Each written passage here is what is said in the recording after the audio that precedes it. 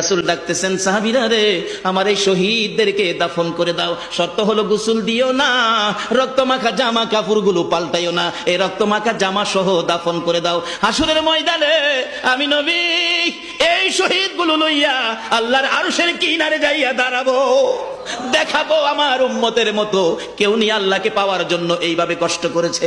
এবার দাফনের কাজ শুরু হলে কিতাব লেখে 69 জনের দাফন শেষ। 70-এর মাথায় আসওয়াদ দূরে পড়ে আছে।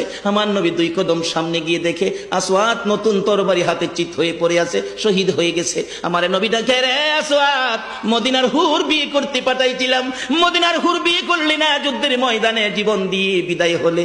আসওয়াদ রে, নতুন তরবারিটা হাতে রে। আসওয়াদ একজন সাহাবী বলেন, হুজুর বিয়ের বাজার করতে এসে আপনি যুদ্ধে গেছেন, খবর পাইয়া বিয়ের বাজারের টাকা দিয়ে যুদ্ধের বাজার করেছে, আসওয়াদ শহীদ হয়েছে।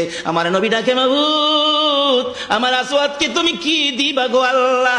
মদিনার হুর নিল না, রাসূলের পক্ষ নিয়ে জীবন দিয়ে দুনিয়ার থেকে বিদায় হলো, আমার আসওয়াদকে তুমি কি দিবা গো আল্লাহ? আসওয়াদের লাশটা ধরে ধরে কবরের দিকে নিয়ে আসতেছে। গোসল লাগবে না, কাফন লাগবে না, শুধু দাফন করে দিবে। আমার নবী আসওয়াদের কবরের পাশে দাঁড়াইয়া মুস্কি মুস্কি হাসতেছেন। সাহাবীরা আরজ করেন, ইয়া রাসূলুল্লাহ, এই কবরের পাশে হাসতেছেন কেন, ব্যাপার কি? আমার নবী বলেন, সাহাবীরা রে, আমি যা দেখি তোমরা তা দেখো না রে। সাহাবীরা, হুজুর কি দেখে হাসছেন জানতে চাই।